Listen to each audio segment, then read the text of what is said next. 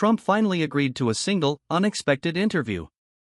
His team had turned down every major media house, CNN, Fox, even international networks, but when a small independent reporter sent a handwritten letter to his office, something about her words made him pause.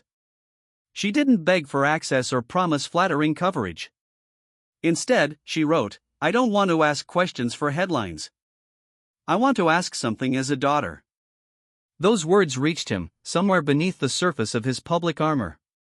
Within days, an unexpected reply came back. One interview. One shot. No cameras allowed except hers. The reporter, a young woman named Emily Rivers, had barely slept since receiving the call. She wasn't from any major outlet. She'd worked as a waitress part-time, saving up for a journalism degree while doing local interviews with struggling families. Her equipment was cheap, but her questions were real. Now she was walking through marble halls of one of Trump's private residences, clutching her notebook and phone like they were armor. Security guards eyed her suspiciously, but she was escorted in with surprising kindness by an older aide who whispered, "Don't waste it. He doesn't do this for anyone anymore." Trump entered the room silently, his presence filling the space before he even spoke. He was older than his last public appearance, with more gray near his temples, but his eyes were sharp, observant. He wore a deep black suit and signature red tie, unwrinkled, commanding.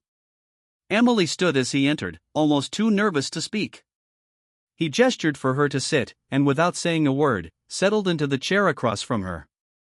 It was a strange, quiet power, not aggressive, not distant, more like a man who had built walls, but still peeked over them now and then.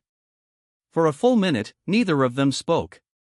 She fumbled slightly, clicking on her recorder, realizing that her hands were shaking. He noticed. "Relax," he said, the tone not as cold as she expected. "This isn't the battlefield. Yet." There was a strange smirk on his face, part challenge, part curiosity. Emily smiled nervously and asked if she could begin. He nodded, but before she could open her mouth, he added, "Ask the real questions. Not the ones your professors or Twitter would want." Emily took a deep breath. Her first question wasn't about politics or the economy. It wasn't even about the presidency. She asked, "Do you ever regret how some people remember you not for what you did, but for how they felt around you?" The question hit the air like a sudden gust. Trump didn't respond immediately. Instead, he looked past her, toward the golden drapes, thoughtful. "People feel all kinds of things," he finally said. "But I did what I thought was right. And sometimes, right doesn't feel nice." She didn't stop. Emily leaned forward and gently placed a photo on the table. It showed a small, crumbling diner in Ohio. One that used to feed veterans for free but had shut down during a crisis. "My dad used to eat there every day," she said softly. "He was a Marine. He believed in your leadership. He died before he could vote again. That diner closed down because of cuts and silence. I just wanted to know, did it ever cross your mind, the small places, the forgotten ones?" Her voice cracked, but she kept speaking. "Did you ever think about people like my dad?" Trump stared at the photo. For a moment, the room felt like it had stopped breathing. Then he leaned forward, resting his elbows on the table. "I thought about them more than you know," he said slowly. "But sometimes, when you're trying to win a war, you don't see the single soldier falling." There was an unspoken heaviness in his words. Emily noticed something shift in his expression, not guilt exactly, but weight. The weight of choices that left people behind. He asked for her name again, even though he already knew it. "Emily," she repeated. "Emily Rivers." He nodded and said it out loud, like tasting the sound of it. "Rivers. Like something that moves forward. That's good." It was an unexpected moment of softness. She asked if she could tell him something personal, and when he agreed, she said her father always said leaders don't need to cry in public, but they should never forget how. "Do you ever cry, Mr. Trump?" she asked gently. He raised his eyebrow, then laughed softly. "Only when no one's watching." Trump leaned back slightly, the laugh fading into silence, and for the first time during the interview, he looked tired, not physically, but like someone who had carried a weight alone for too long. Emily stayed quiet, not pushing, letting the silence sit between them like something sacred. Then he spoke again, quieter this time. People think power makes you feel nothing. It doesn't. It just gives you fewer places to put those feelings. His fingers tapped the table slowly, like keeping time with thoughts he couldn't yet say. There were nights I sat alone in that White House office, wondering if I'd ever get it right, but by then, half the world had already decided who I was. Emily looked at him differently now, not as a politician but as a man trying to navigate an impossible maze of expectations and enemies.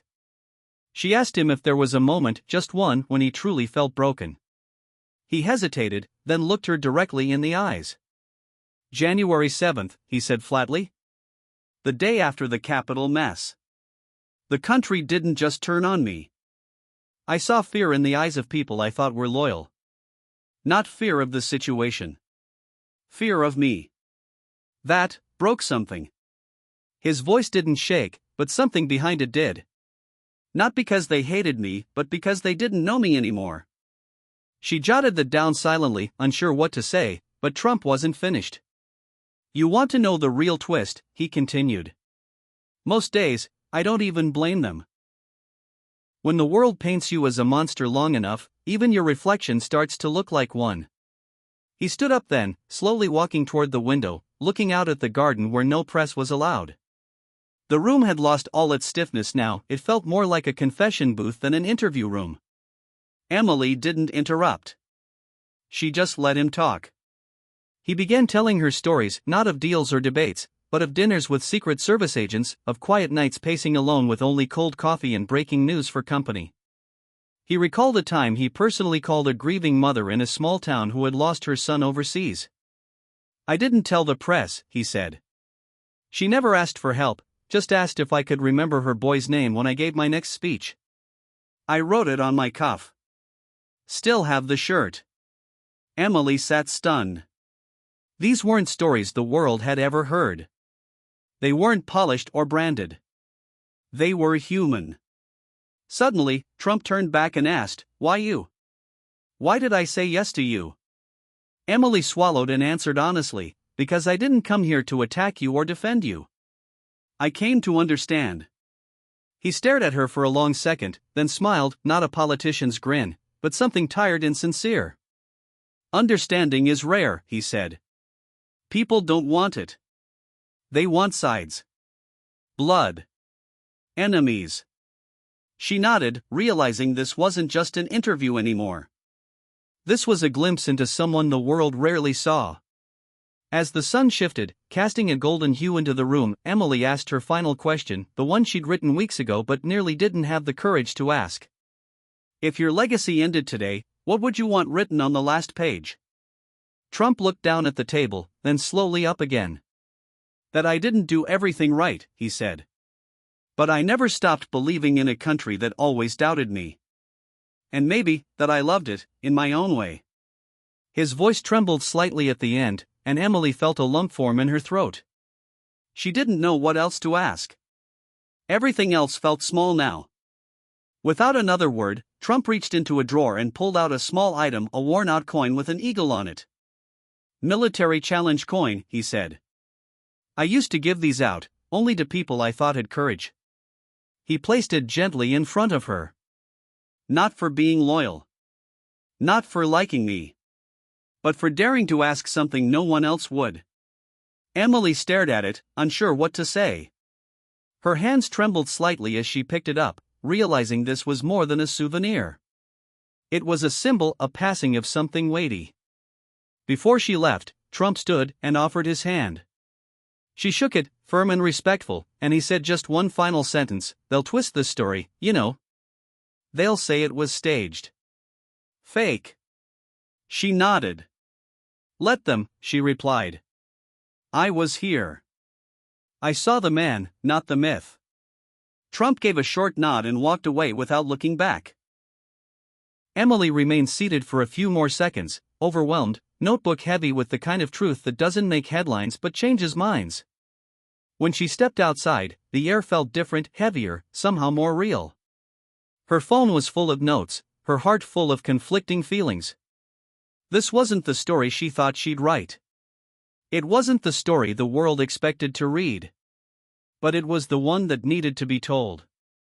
Emily walked down the hallway, past the heavy white walls of Mar-a-Lago, each step echoing quietly like she was stepping out of a dream and back into a world that still hadn't seen what she just had. Outside, the cameras were still waiting, reporters buzzing like flies for a soundbite, a moment, anything that could be spun into clicks. But Emily didn't stop to give them anything. She clutched the notebook against her chest like it held a secret too fragile for noise. The Florida sun hit her face, but she barely noticed. Her mind was still in that quiet room with a man who, for one brief hour, removed his armor. Back at her hotel room, she opened her laptop, her hands still shaky. She could have written the article that night, headlines about Trump's regrets, his breakdown, the coin, the emotional quotes. But something told her to wait. This wasn't about being first. It was about being right. She looked at her notes for a long time. There was no speech, no confession that would please both sides. No line that could be cut into a viral reel without losing the soul of the story. For once, the truth was too whole to be sliced. That night, she sat on the balcony with the coin still in her palm, turning it slowly under the moonlight. It felt heavier than it looked. Not just in weight, but in meaning. She thought about how easy it would be to doubt everything she saw, to question if it was real or just another play. But then she remembered the moment his voice cracked, the look in his eyes when he talked about being feared, not hated. You can't fake that. Not even he could. The next morning, she made a decision. She wouldn't write an article. She would write a letter, not to be published, not to go viral, but to be read aloud, as a narration, with soft piano music and a single, slow zoom of a photo from the interview. A new kind of storytelling. One that didn't shout. One that whispered. She started writing, not with a headline, but with a feeling. Today, I met someone I thought I already knew. I was wrong. As the words poured out, the story unfolded not as an expose but as a human diary entry. She didn't protect him. She didn't praise him. She just told the truth. The quiet pauses. The tremble in his hand. The moment he stared out the window as if searching for the boy he used to be. She wrote about the contradictions, the ego and the ache, the strength and the loneliness. And in that space, she found something she never expected: empathy. A few days later, the video was uploaded to a small channel. No title tricks. Just, I sat with Trump, and this is what I saw. No monetization. No agenda. Just a voice over soft music and the faint sound of a ticking clock, like time slowing down. The video didn't explode instantly. There was no controversy, no clickbait to bait the algorithms. But slowly, steadily, comments began to pour in. Not the usual hate. But people saying, I've never seen him this way. I cried at 10:02. This changed how I see everything. Even critics who hated Trump paused and said, this is different. And for once, people weren't arguing. They were reflecting. Wondering. One viral tweet read, I didn't come here to like him. But now I just want to understand my father better. The ripple was emotional, not political. And it spread far beyond what Emily expected.